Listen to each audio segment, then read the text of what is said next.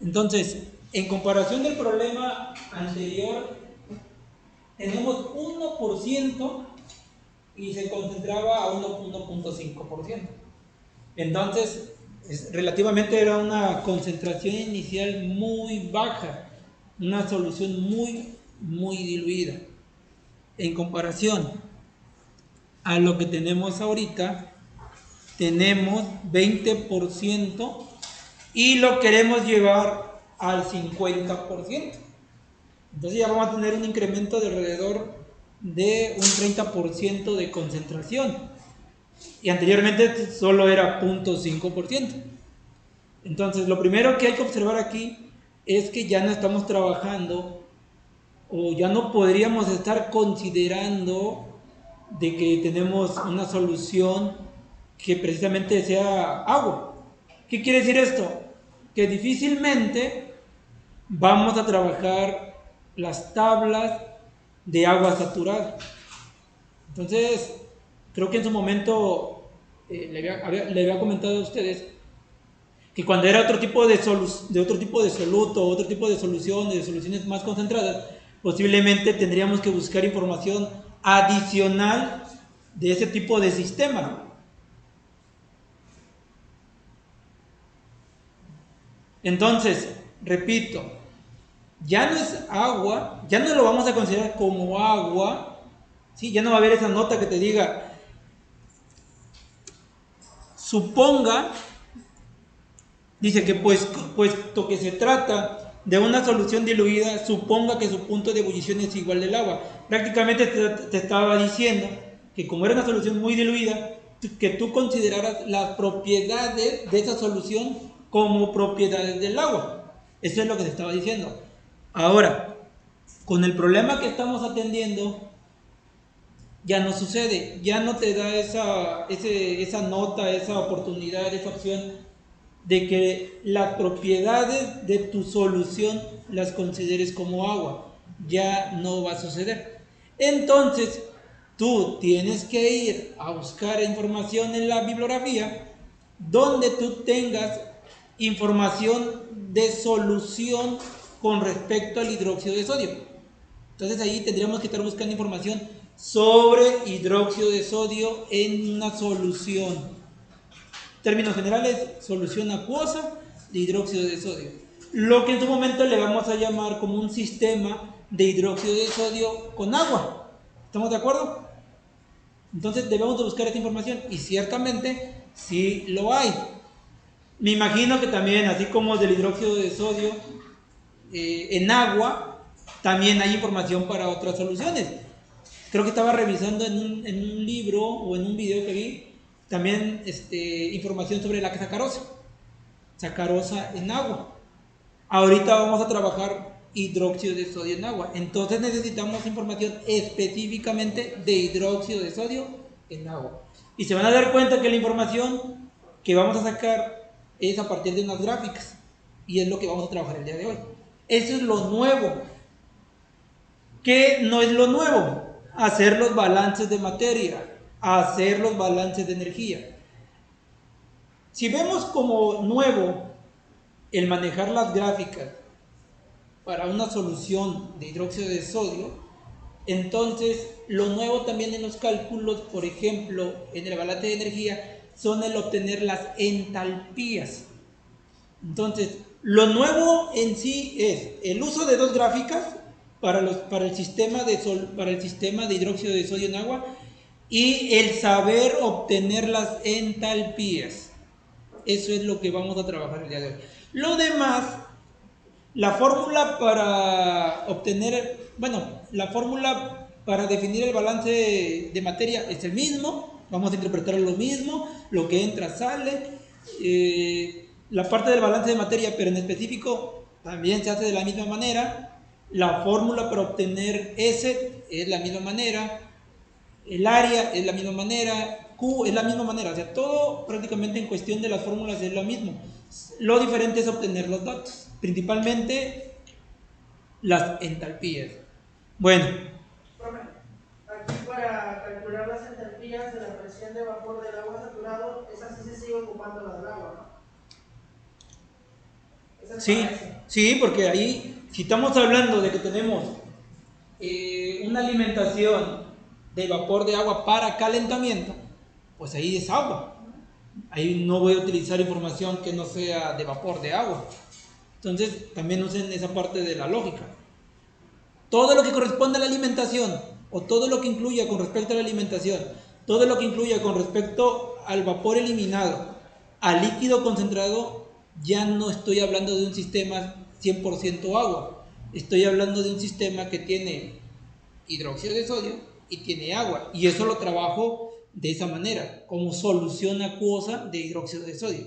Lo que estoy metiendo como vapor de calentamiento, pues su nombre lo dice, es vapor de agua saturado. Ahí sí voy a trabajar con las tablas todavía, las entalpías que le correspondan, que creo que en este caso es HS mayúscula y HS minúscula. El primero que tiene que ver con el vapor de agua saturado y el otro es el vapor de agua pero ya condensado. Esas entalpías no cambian, la forma de obtenerlas no cambia.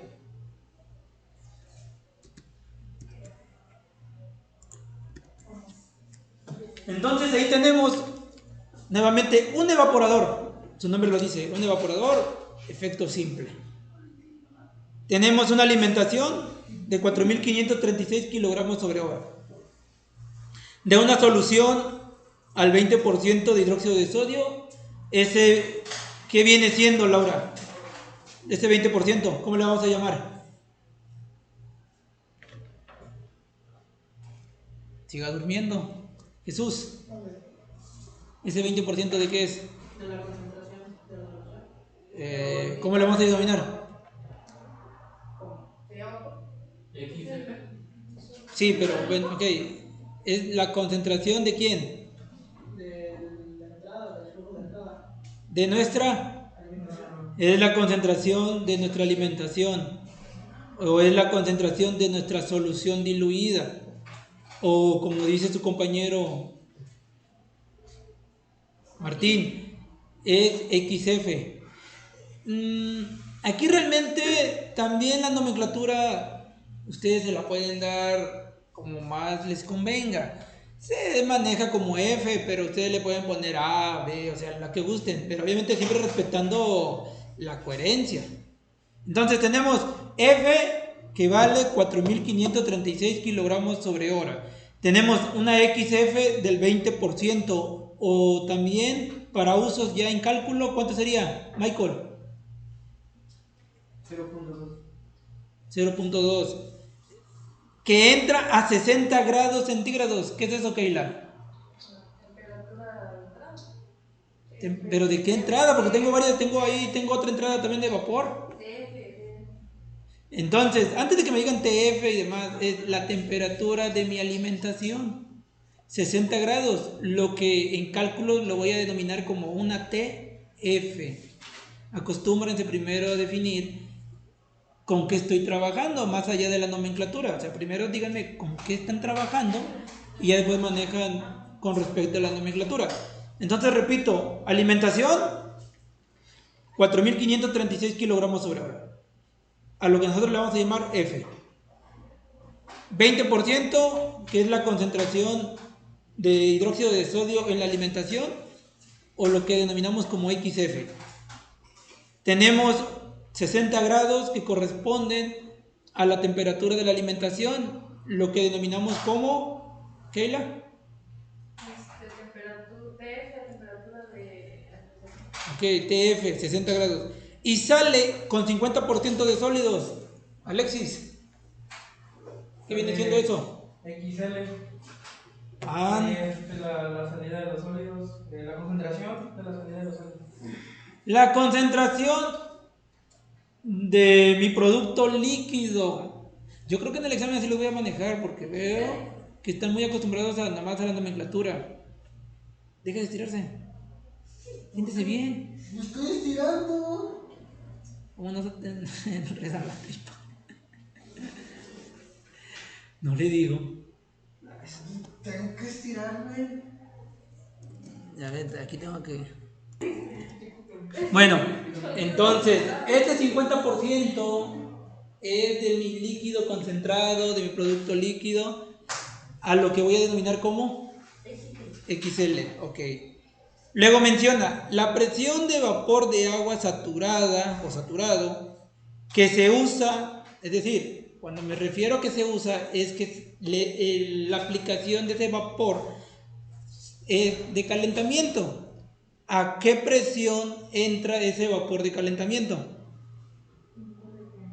Fuerte.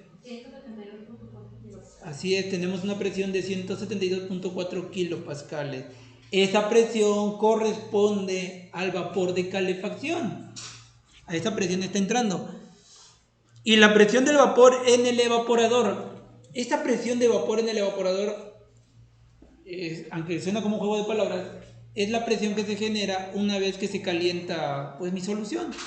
Se genera obviamente una presión de trabajo, también le vamos a denominar como mi presión de trabajo, y equivale a 11.7 kilopascales. Se entiende que pues es menor, obviamente. Y por último, el coeficiente total de transferencia de calor, ¿cómo es denominado eso en la nomenclatura? U, que es de 1560 watts sobre metro cuadrado Kelvin, mismo que corresponde obviamente al área de transferencia de calor que nos lo da del intercambiador de calor, por donde se está suministrando el vapor de calefacción. Y luego nos dice, calcule la cantidad de vapor de agua usada, o sea, el vapor de calentamiento, o sea, cuánto debo de estar suministrando, cuántos kilogramos sobre hora tengo que estar suministrando de vapor. La economía de vapor, aquí algo que tal vez no hemos manejado.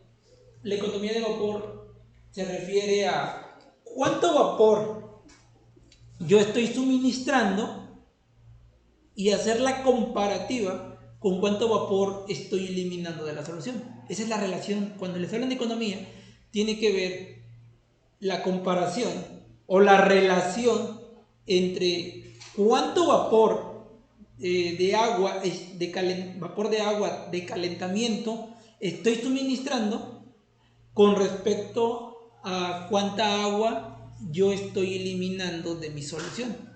De hecho, se hace una división donde queda economía del vapor es igual a la cantidad de vapor eliminada entre la cantidad de vapor suministrado. De hecho, eso viene en la parte ya de la solución, ahí viene. Vendría siendo V entre S. V entre S. Así es. Se entiende y se espera, y eso lo dice la bibliografía, que por cada kilogramo de vapor de agua saturada, yo debo de lograr eliminar 1 kilogramo de agua de la solución. Cuando se logre eso, yo tengo una economía de vapor del 100%. A lo que voy es que tengo una buena efectividad en el proceso de evaporación. Sin embargo, si yo tengo menor a 1, pues por ahí se está perdiendo energía, estoy perdiendo calor, y eso al final es dinero. Entonces, entre mayor sea el valor de la economía de vapor, mejor es el rendimiento, mejor es la eficiencia del evaporador, y obviamente menor es el costo de la evaporación. Y la relación, repito, es economía es igual a V sobre S. El vapor de agua eliminada de mi solución entre el vapor de agua suministrado. Y repito, la idea es que por cada kilogramo que yo esté suministrando como vapor de agua de calefacción, al menos tengo que estar eliminando 1 kilogramo de vapor de agua de mi solución. Luego, que nos pide el área superficial de calentamiento, es decir, cuál es el área que se requiere en mi intercambiador de calor. Bueno, todo eso es lo que leyó Keila, así lo debe haber explicado de esa manera. Pero dice que me hizo los honores. ¿Verdad? ¿Cuál es la nomenclatura para presión de vapor de agua saturado y de presión de vapor? Pues, si estamos hablando de presión, al menos de ahí ya sabe que la nomenclatura es ¿una qué? Una P. Ahora, hay que entender, ¿De qué tipo de presión, de qué tipo de agua estamos hablando? ¿Del vapor que se encuentra en el equipo, en el evaporador, o del vapor que se encuentra como calentamiento? El de calentamiento, el flujo del vapor de agua de calentamiento se denomina con S, ¿no? Entonces, si es la presión de vapor de agua de calentamiento, entonces es una PS. Si fuera la presión, pero ahora hablemos del vapor que se está eliminando, el vapor que se está eliminando para mí es UV. Entonces, si estoy hablando de la presión del vapor de agua que se está eliminando, pues es PV. Entonces, ahí la V y la S está asociado al tipo de flujo que estoy manejando. Si es una PV es porque es con respecto al vapor que se está eliminando de la solución. Si es una PS es del vapor de calentamiento. La S, eso es lo que significa, o lo asocia. Por ejemplo, ahí nos da la presión del evaporador, que es 8.7. A ver, Keila, a ver si se ha entendido. Si yo le digo la presión de mi líquido concentrado, ¿cuál sería la presión? ¿Cuál sería la nomenclatura, perdón? Si hablo de líquido concentrado y estoy hablando con respecto a la presión, ¿cómo quedaría la nomenclatura?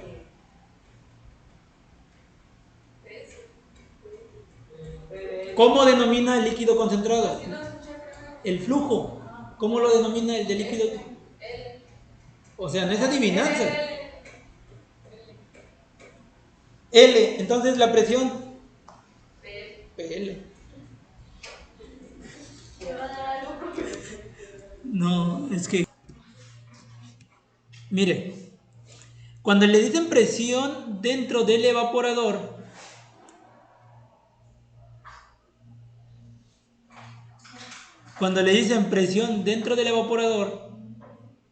le están diciendo la presión de trabajo, lo que nosotros vamos a denominar como P1. Hasta ahí vamos bien. Como es un sistema, entonces, si se está liberando vapor, se entiende que la presión a la que sale el vapor es a la misma presión a la que se encuentra mi trabajo, mi presión de trabajo. Y cuando se desfogue mi producto líquido, se entiende que va a salir a la misma presión con la que está trabajando el evaporador. ¿Sí o no? ¿O es difícil comprender eso allá atrás? ¿Sí? Entonces, lo que yo resumo es que la presión dentro del evaporador es mi presión de trabajo. Es lo que yo denomino como P1. Lo que a su vez me ayuda a asociar a PV y a PL. Porque repito, se entiende que a la presión que está dentro del evaporador es a la misma a la que se va a desfogar el vapor que se está eliminando, y es la misma presión a la que se va a desfogar mi líquido concentrado o mi producto líquido. Y una vez que yo ya entienda eso, pues tengo que asociarlo a otras variables de presión, temperatura, presión, entalpía. Entonces de esa manera lo tengo que ver así. ¿Sí me explico? Tal vez suena como un juego de palabras. No era aquí, era acá. Ok, entonces, ¿cuál es la primera etapa para trabajar? Yo, sugerencia que le puedo dar, balance de materia. Es lo primero. Entonces, si traen ahí el archivo, no vean el archivo. Traten de hacer su balance de materia, a ver cuánto les da. Así que aquí les pongo la parte de la información y hagan su balance de materia general. Propónganlo, por favor. ¿Qué hay que recordar? Entradas igual a salida, no hay reacción química, es en estado estacionario, los flujos obviamente no cambian, y entonces yo tengo una entrada como alimentación, tengo una salida como vapor, tengo otra salida como líquido concentrado. Y por ende también tengo otra entrada que es de vapor de agua saturada, pero también tengo una salida de vapor de agua saturada, que al final es lo mismo, se igualan y da 0. Entonces, toda la ecuación queda F es igual a vapor más líquido concentrado. Entonces, creo que esa parte ya lo dominan. O sea, entrada, salida. ¿No? Creo que Mike me queda bien diciendo que ya lo domino. Así como que no cante victorias.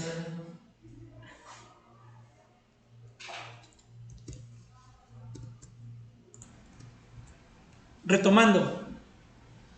A ver, un momento. Entonces, ahorita con lo que acaban de resolver, prácticamente yo ya tengo F, pues no le daba el problema. Obtuvimos V y obtuvimos L. Ahora hay que determinar S. Entonces, me falta obviamente la parte del flujo del vapor de agua de calentamiento, mi vapor de calentamiento, que vendría siendo S. Entonces, la fórmula que vamos a trabajar y que ya se ha hecho uso es esta. Aquí realmente pues no importa tanto el orden de V, de L o F, el punto es que se vea que si está sumando o está restando, eso sí es importante, pero el orden no afecta. Entonces ahí posiblemente primero pudiese haber aparecido L que multiplica HL, después V que multiplica HV y que resta F y HF, pero el orden es el mismo. Incluso aquí les dice cómo es que se obtiene esa ecuación. En resumen, ese es el que vamos a estar trabajando. Entonces, para obtener el flujo de vapor de calentamiento, se requiere conocer V, es el vapor eliminado. Se requiere conocer su entalpía. Se requiere conocer L, el producto líquido concentrado, su entalpía de ese líquido concentrado, menos F, que es la alimentación, y la entalpía de la alimentación, entre lambda. Y lambda no es otra cosa más que la diferencia entre la entalpía del vapor, ¿sí?, de calentamiento, o sea, vapor de agua saturada, menos la entalpía, ¿sí?, de ese mismo vapor, pero ahora ya condensado. Es decir, la entalpía cuando entra caliente y cuando sale frío, cuando entra como vapor y cuando sale como líquido o condensado. Bueno, entonces de aquí vamos a empezar a definir cada una de esas variables. Y considero que es muy sencillo el seguir el orden. Posiblemente dices, bueno, tengo V. ¿Ya conozco V? ¿Ya? ¿Conozco HV? No. Pero, ¿cómo puedo obtener HV? Por medio de la temperatura. Ok. Ese es el razonamiento, ¿no? Dices, bueno, por medio de la temperatura. Pero, ¿qué sucede aquí? Dices que HV lo vas a obtener por medio de la temperatura. ¿La temperatura de quién? Sería por medio de la presión. A ver, estamos hablando de que tenemos V, ¿ok? Que es el vapor de agua eliminado de mi solución. De mi solución. Ojo con eso. Tengo que determinar HV porque no lo conozco, que es la entalpía del vapor que se está eliminando de mi solución. Entonces, pregunto, comúnmente, ¿cómo determinábamos esa HV?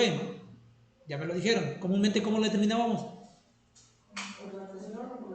Por la presión o por la temperatura. ¿Ok?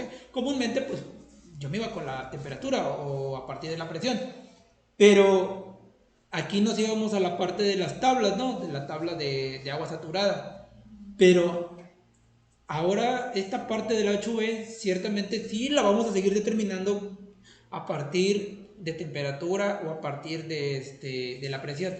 Pero ¿cuál es la diferencia con respecto al problema anterior? Que aquí nos íbamos directamente a las tablas de agua. Pero ahora ya no vamos a ir con respecto a las tablas de agua.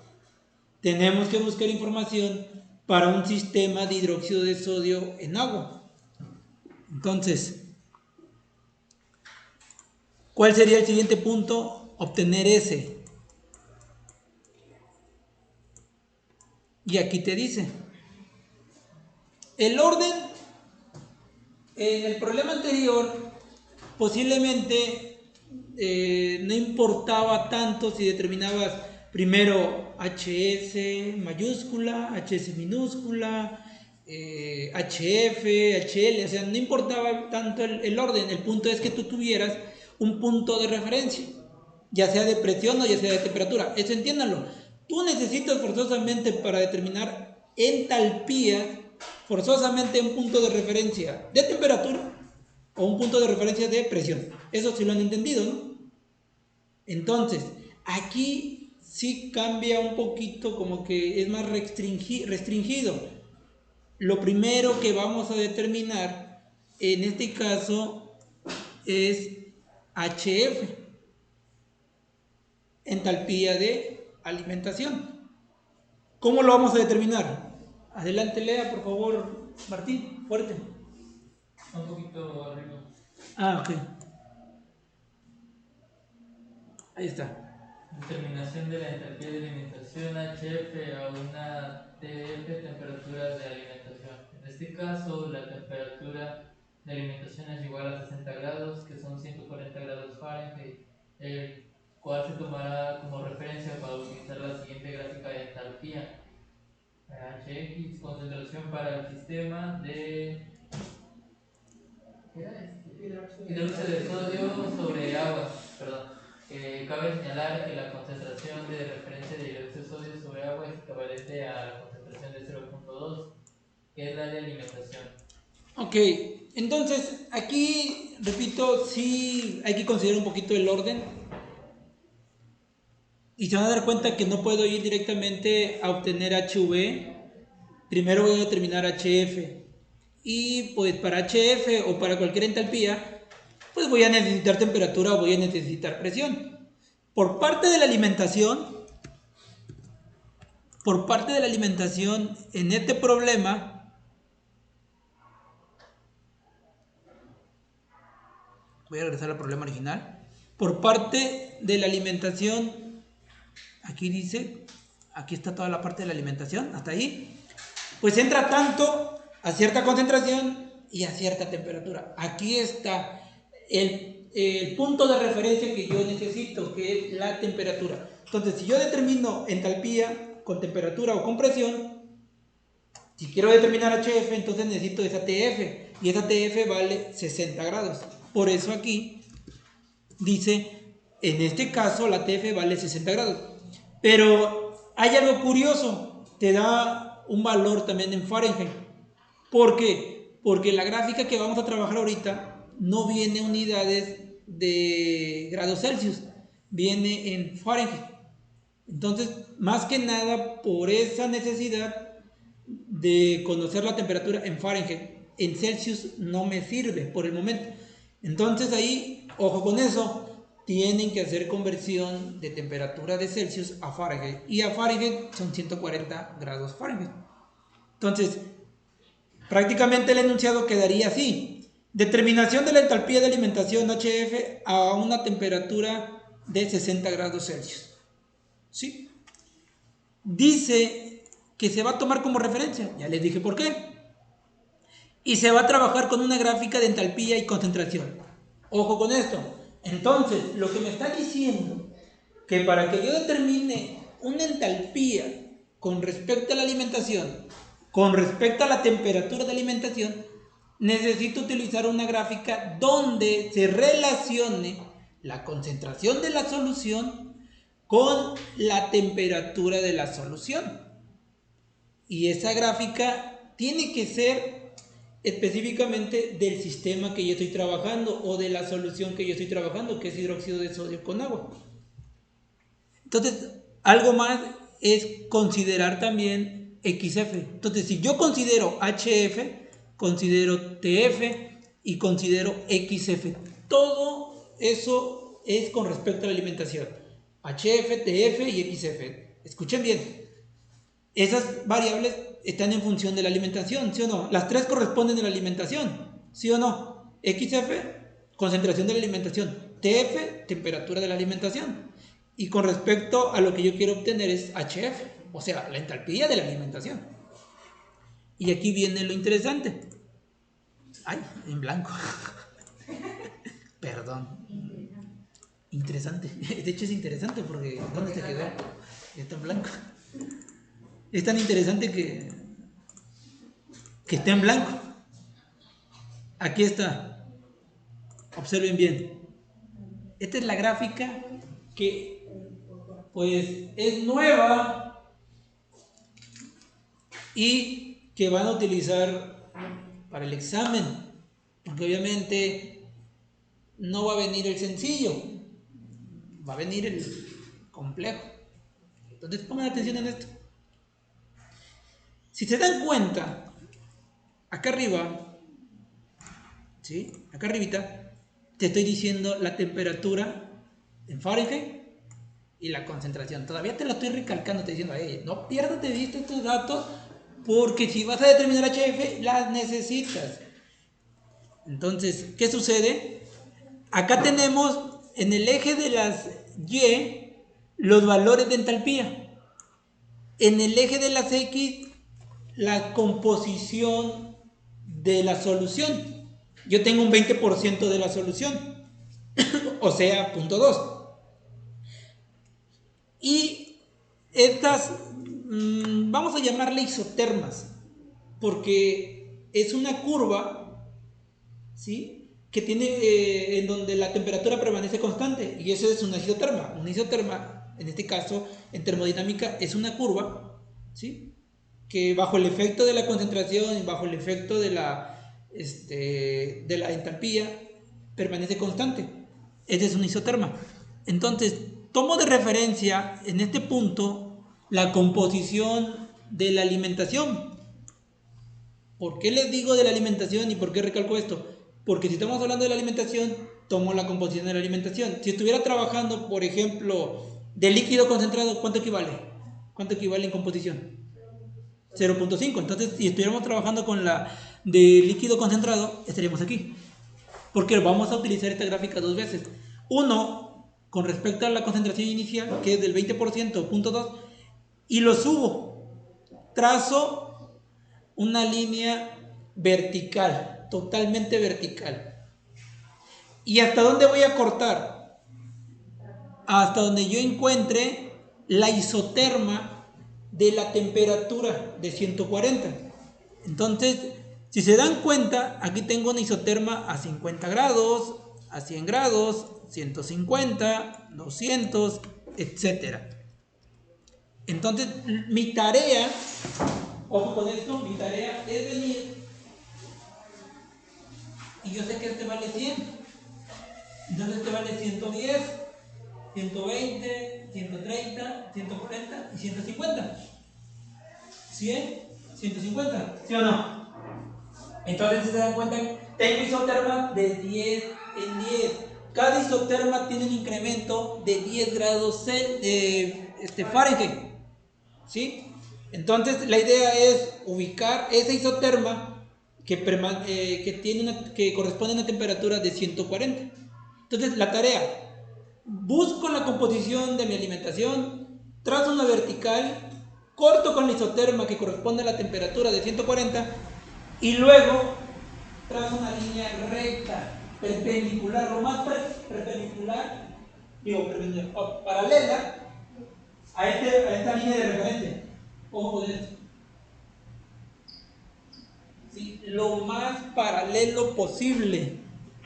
Sí, yo sé que no se ve, porque no traje mi lápiz, pero el punto es donde corte, línea recta, paralelo a estas líneas de referencia. Esa es la sugerencia. Bueno, y ya una vez que hago eso, voy a obtener entalpía. ¿Qué observo también en la entalpía? Que las unidades, ¿sí?, son en BTU sobre libras. Y nosotros estamos acostumbrados que la entalpía lo manejamos en kilojoules sobre kilogramos. Entonces, una vez que tú ya obtienes la entalpía en BTU sobre libras, sugerencia, pásalo a kilojoules sobre kilogramos, para que todas las unidades sean homólogas. Entonces, grados Celsius, kilojoules, kilogramos. Sí, traten de trabajar en el sistema internacional, no en el sistema inglés, aunque los valores que en su momento vayamos obteniendo en el sistema inglés, en automático tú tratas de cambiar al sistema internacional. Entonces, preguntas de cómo se utiliza esta gráfica. ¿Sí se entiende? ¿Sí? Y ahí está, mira. En este caso, el valor de la entalpía de alimentación, considerando que teníamos una concentración del 20%, considerando que teníamos una temperatura de alimentación de 60 grados Celsius, que es igual a 140 Fahrenheit, nuestra entalpía es 90 BTU sobre libras masa. Lo cual, repito, pues yo voy a hacer la conversión. Y al final me queda 209.34 kilojoules sobre kilogramo.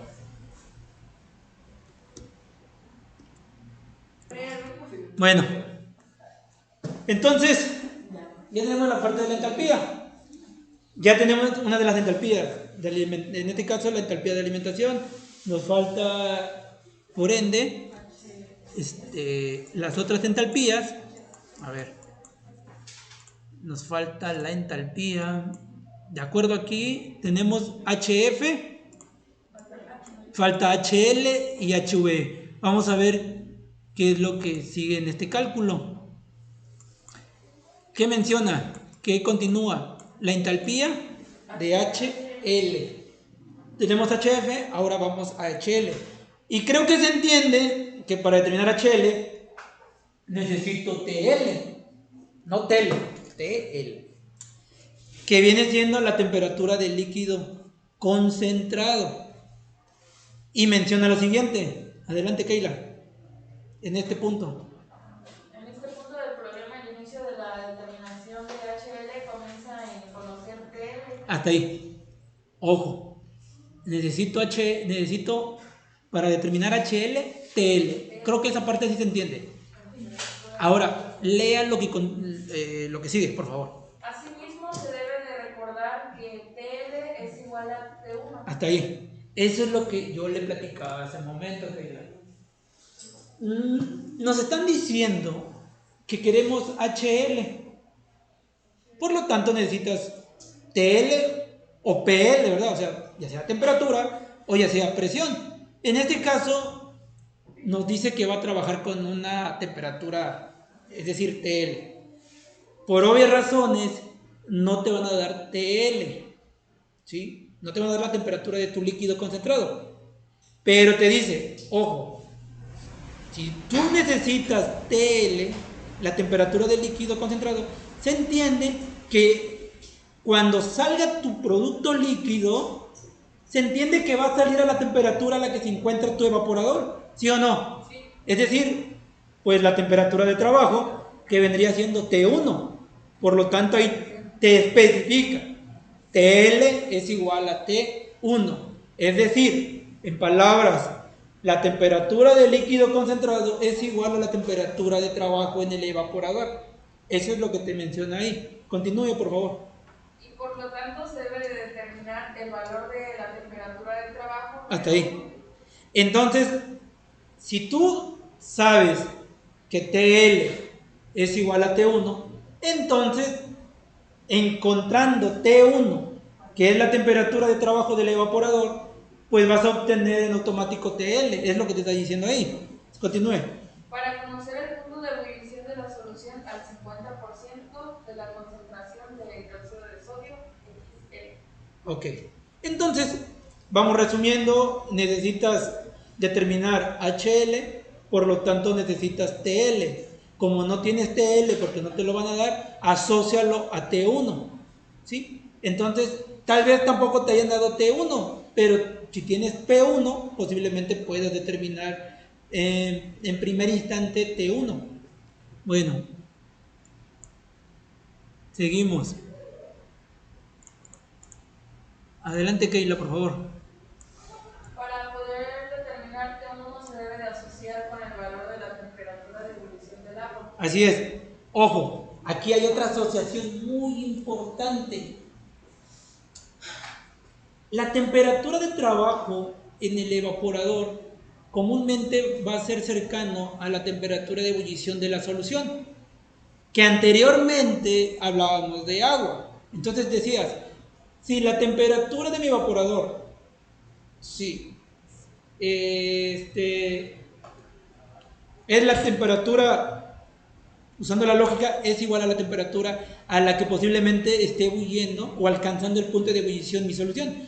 Entonces aquí, cuando tú determines T1, prácticamente asociarlo también con el punto de ebullición de mi solución. Pero ¿qué pasa? Tú no conoces o no tienes una gráfica como tal para decir, pues la temperatura de ebullición de esta solución de hidróxido de sodio es a tanto. No. Entonces, ¿qué se hace primero? Ahí te dice que para determinar la temperatura, o sea, T1, asócialo a la temperatura de ebullición primero del agua. ¿Sí? Y entonces, si vamos resumiendo toda esta información, lo voy a mencionar así. Necesito TL para determinar HL. Como no conozco TL, lo asocio a T1. Pero como no conozco T1, lo voy a asociar al punto de ebullición de mi agua primero. Pero como no conozco estas temperaturas, voy a buscar el otro punto de referencia que posiblemente sea la presión. Entonces, en resumen, para determinar la temperatura voy a asociar la presión a la que se encuentra mi evaporador. Entonces, la presión a la que se encuentra mi evaporador es de 11.7. Una vez que yo determine el punto de ebullición del agua a una presión de 11.7, me va a dar pauta a obtener las demás temperaturas. Ahorita van a ver qué sucede. Miren, yo a partir de esta presión determino la temperatura. Entonces yo me voy a la tabla A5. En la tabla A5 dice que voy a utilizar un rango de 10 a 15 kilopascales. Ciertamente porque tengo 11.7. Y lo que quiero obtener es temperatura. Es decir, yo quiero saber qué temperatura le corresponde una presión de 11.7 kilopascales. Entonces hago la interpolación y me sale que la pendiente es igual a 1.632. Y ya con esta información de la pendiente, pues yo determino la temperatura a una presión de 11.7. Entonces, de acuerdo a la pendiente, yo voy a determinar Y2, a lo que yo voy a llamar T, porque voy a determinar T, ¿no? Voy a determinar temperatura. Pero más específico aún es determinar la temperatura de ebullición del agua, es decir, 48.5844 grados Celsius. A partir de la presión que se encuentra en mi evaporador, yo determino la temperatura de trabajo del evaporador, a lo que yo le voy a llamar temperatura de ebullición del agua. ¿Sí? Repito, yo tengo una presión de trabajo, determino una temperatura de trabajo. Asociando los conceptos y términos, esta temperatura de trabajo va a ser igual a la temperatura de ebullición del agua. ¿Estamos de acuerdo? Bueno, esta temperatura de ebullición del agua lo obtengo en Celsius, pero lo voy a hacer a Fahrenheit. Y una vez que yo ya tengo esto de la temperatura de ebullición del agua, voy a trabajar con esta gráfica. Fíjense bien. Fíjense. A ver, ahí está. ¿Qué sucede? Esta temperatura de T1 del agua es la temperatura de ebullición del agua. Es lo que yo denomino T1. Es lo que yo denomino como mi temperatura de trabajo del evaporador. pero ahorita para mí me sirve llamarlo temperatura de ebullición del agua, que es 119.45, 192 grados Fahrenheit. Incluso aquí lo dice, miren, punto de ebullición del agua en grados Fahrenheit. Entonces busco el rango. Si estoy hablando de 119 es casi 120, casi 120, entonces 40, 60, 80, 100, 120, 140, 160, entonces por aquí se encuentra, ¿sí o no? ¿Y qué hago? Trazo una vertical. Si se dan cuenta, ahí tengo varias líneas rectas, más que nada, pues están inclinadas, ¿no? ¿Y esta información a qué se refiere? Esta información se refiere a la composición que tiene, a la composición final o a la composición de mi líquido concentrado. Porque si estoy hablando de que voy a determinar HL, pues necesito la información de mi líquido concentrado. En este caso, la composición que es de 50%. Que en términos para cálculos, ¿cuánto es? 0.5. Entonces, ¿qué hago? Trazo una línea y voy a cortar en donde corresponde la concentración, ya sea de 0.5, porque si hay gráficas que se manejan como 0.5, que en este caso lo manejan como 50, pero es 50% en peso. Entonces ahí encontramos, ¿sí? Ahí está la línea del 50%. Entonces tomo de referencia el punto de ebullición del agua, trazo una línea recta, una línea vertical, corto donde dice la línea del 50% y nuevamente trazo una línea 100% paralela a estas líneas de referencia. ¿Sí? Línea de referencia me refiero a estas. 100% paralelo, o sea, lo más paralelo posible, ¿sí?, a esas líneas de referencia. Y obtengo otra temperatura. Ahora, esa temperatura ya no es específicamente de agua, porque ya estoy diciendo en esta gráfica que tengo una concentración de algo, del 50% de hidróxido de sodio. Entonces, la temperatura que obtengo en el eje vertical es ahora la temperatura de ebullición, pero de la solución. Entro con la temperatura de ebullición de agua y salgo con la temperatura de ebullición pero de solución. Entonces yo ahí denomino como T1 hidróxido de sodio, que es la temperatura de ebullición de esa solución. Ahí tendríamos que ver un poquito, a ojo de buen cubero, pues a cuánto equivale. En este caso, mande.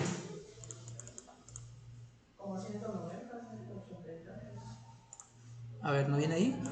A ver, permítame. Bueno, ¿ya le entendieron aquí cómo se utiliza esto? Ok. Y entonces, aquí dice. ¿Cuánto dice? Lea, por favor, Alexis. Continuando con la resolución y utilizando la gráfica de Incas de During. Líneas de During. Líneas de During. During. Para la solución de hidróxido de sodio se obtiene la temperatura de ebullición de la solución al 50% de concentración. Es igual a la temperatura 1 del hidróxido de sodio a 191.25 grados Fahrenheit y temperatura del líquido 191.25 grados Fahrenheit. Así es. O sea, lo que acabo de encontrar, que es T1 hidróxido de sodio, pues es de mi solución de líquido concentrado. Por eso ahora lo denomino como TL. Si se dan cuenta, ahí nomás lo asocio. T1 hidróxido de sodio es igual a TL. Y ya una vez que yo tenga TL, pues ya tengo información necesaria para determinar HL. ¿Sí o no? Y ahora voy a utilizar nuevamente esta gráfica. Es lo que yo les mencionaba anteriormente. Aquí, ahora me voy a citar nuevamente en la fracción de masa del hidróxido de sodio, pero ahora como estoy hablando de mi líquido concentrado, necesito específicamente la composición de ese líquido concentrado, que es el 50%. Maestra, disculpe, yo ya no entendí. Me perdí. ¿Por qué te estás durmiendo? ¿Cuál es tu duda? ¿Por qué quedó igual? Igual aquí. Ah, ¿por qué quedó igual en 119? No, 191. No quedó igual. Sí, cierto. Tengo que reparar un poquito. No, pareciera los números, pero uno es 191 y el otro es 119. Entonces, aquí se vuelve a repetir el ejercicio de la gráfica, solo que ahora necesito entrar con valores de líquido concentrado. En el anterior era con información de alimentación. ¿Cuánto vale X? En este caso, 0.5, que es XL. Y ahora voy a buscar a la TL. ¿Cuánto era TL?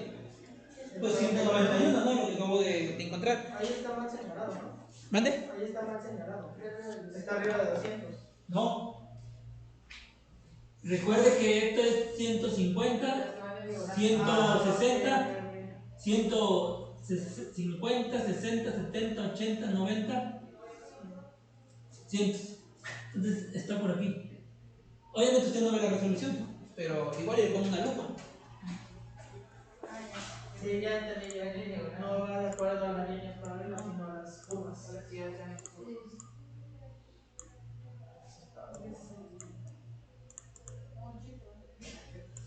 Ahí está. No llega a la curva. No, entonces va en referencia a los Sí, aquí está el de Estaba 150, guiando por la línea de la cuadrícula. 160, 170, 180, 190 y 200. Estamos buscando un isoterma que sea de 191.25. Mal pon. Mal. Ahí está. Es 191.25. Y en el anterior, ¿dónde está? Ahí está, mire. 119. 191, 119. Bueno, y ahora, una vez que yo ya ubiqué la concentración de líquido concentrado, ya ubiqué mi isoterma con la que voy a trabajar, corto y trazo una línea, repito, lo más paralelo posible. Y la información que yo obtengo aquí, nuevamente es una entalpía. Es una entalpía. Solo que como estoy trabajando con valores de líquido concentrado, pues le voy a llamar entalpía de líquido concentrado. Y nuevamente lo obtengo en BTUs y aplico la conversión para kilojoules. Entonces, yo ya tengo HF, ya tengo HL y solo me falta HV.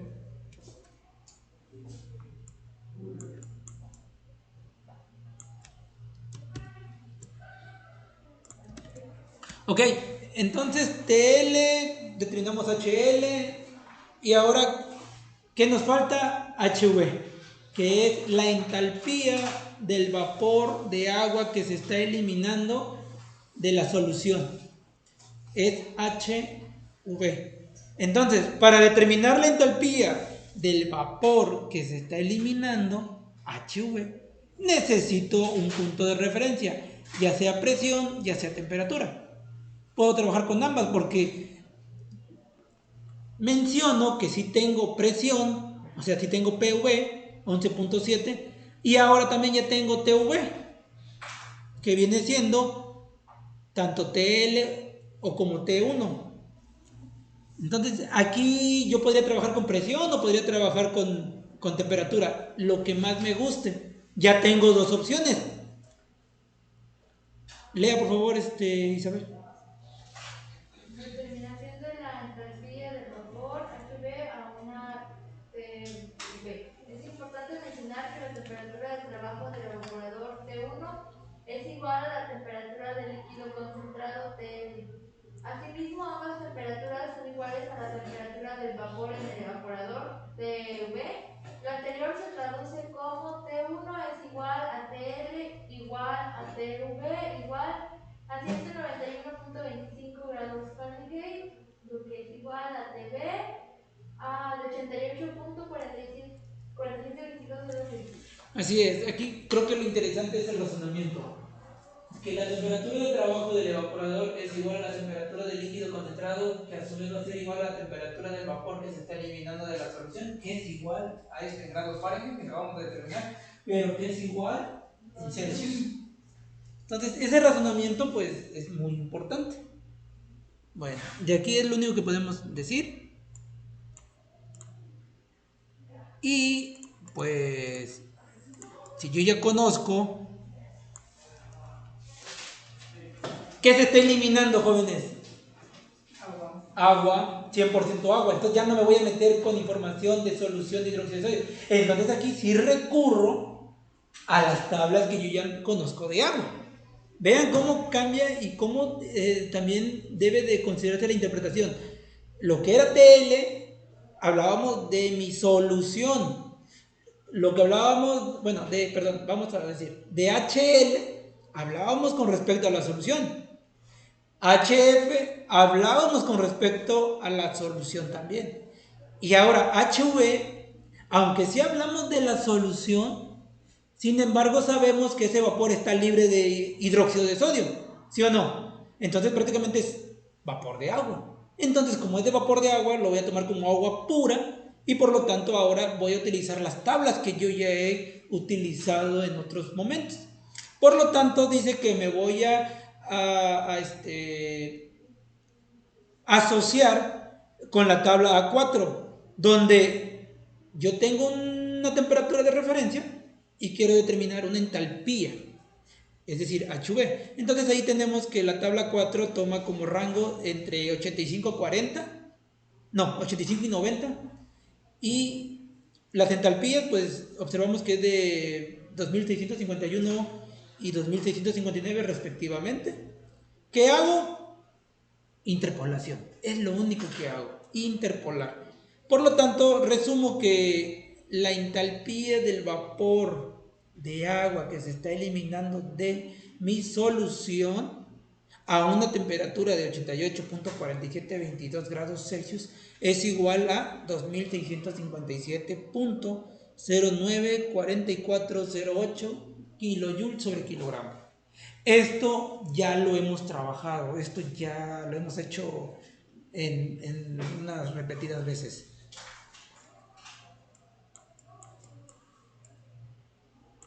Y miren, algo interesante, y aquí viene un razonamiento que en su momento hizo también Jesús, o voy a tomar el razonamiento que una vez hizo Jesús. Él mencionaba, por ejemplo, lo de Brown. Dice, bueno, pues si yo tengo una temperatura o una temperatura de un líquido, puedo obtener Brown directamente de la tabla. Aquí, ¿qué es lo nuevo? O que posiblemente no sé si ustedes ya se habían dado cuenta, o tal vez sí, o no lo sé. Necesitamos lambda. Lambda considera la entalpía de vapor y la entalpía de líquido, porque uno es de vapor de calentamiento y otro es de líquido del mismo vapor pero ya condensado. Lo que en términos sencillos es entalpía de vapor y entalpía de líquido. Y por lo tanto esa lambda en una de las tablitas, ¿sí? En una de las tablitas, déjenme ver, esa lambda, como considera entalpía del vapor saturado menos la entalpía, ¿sí?, de ese mismo vapor pero ya condensado, entonces yo lo puedo traducir que necesito entalpía de vapor, ¿sí?, menos la entalpía de líquido. ¿Y qué es lo que nos damos cuenta? Que esa entalpía de la entalpía de vapor menos la entalpía del líquido es lo que yo voy a llamar como lambda, es esto. Entonces igual ya no van a hacer ninguna resta. ¿Qué observamos entonces? que cuando a mí me pidan lambda, que es la resta de la entalpía del vapor menos la entalpía del líquido, yo aquí lo puedo obtener directamente. Entonces, yo aquí tengo que determinar esa lambda. La lambda está con respecto al flujo de vapor de calentamiento. Entonces, para determinar la entalpía, yo tal vez necesito un punto de referencia de temperatura o presión. En este caso me dan un punto de referencia, no me dan temperatura, pero me dan presión. La presión a la que entra ese vapor de calentamiento es de 172.4. Entonces, el rango de temperatura que voy a tomar es de 150 y 175. Y si se dan cuenta, ya no voy a trabajar HS mayúscula ni HS minúscula. Lo que voy a considerar es esto, donde dice evaporador, HFG. Y en automático yo interpolo y me da lambda. Ya no voy a hacer ninguna resta. Eso lo pueden hacer también en el problema 1, igualito. Ya no necesariamente resten. Ya pueden trabajar con esta información que está ahí. ¿Sí? Por ejemplo, miren, 150 y 175. Entonces, vamos a buscar la tablita donde tenga presión. 150, 175, aquí está. Entonces, si se dan cuenta, ya no tomo si es líquido saturado o vapor saturado. Ahora tomo el del medio y son estos valores. 2226 y 2213.1. Y la entalpía que obtenga directamente ya es lambda. Ya no resto. Entonces, ya tengo todo. Tengo V, HV, creo que era, a ver, la fórmula que dice, L, tengo L, HL, F, HF y lambda. Y me tiene que dar esto con respecto al vapor. Esa es la cantidad de vapor que yo estoy suministrando como calentamiento al evaporador. Cada hora que pasa yo estoy suministrando 3256 punto y fracción de vapor, kilogramos de vapor. Y ya de ahí es lo mismo. Hay que aplicar para determinar Q.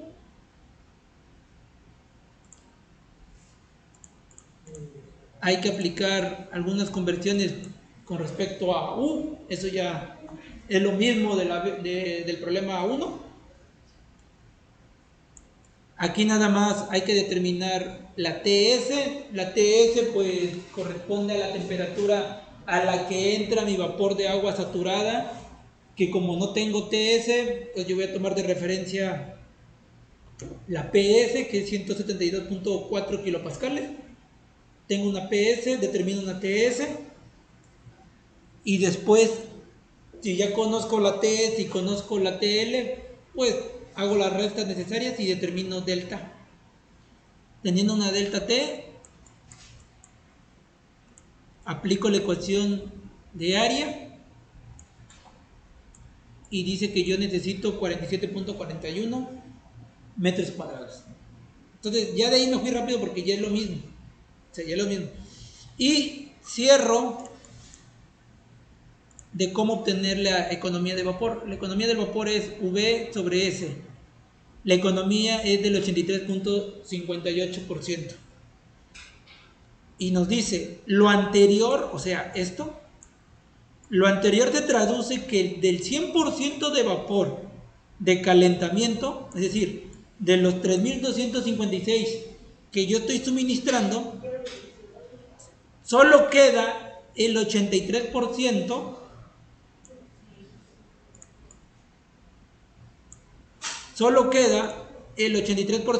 para evaporación, para vaporización de la alimentación. Es decir, de los 3000 200 kilogramos de vapor que estoy suministrando, se pierde alrededor del 16%.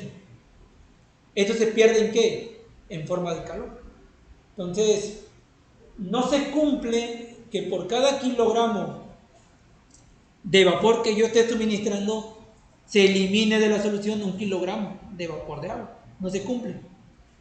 Pero aquí tiene muy buena efectividad. Del 83%, pues quiere decir que el vapor que se está trabajando tiene muy buena energía y no hay casi pérdida de energía. Tal vez no se condensa muy rápido. Porque si ese vapor se condensara muy rápido, entonces ahí el porcentaje tendría que bajar, no sé, a 60.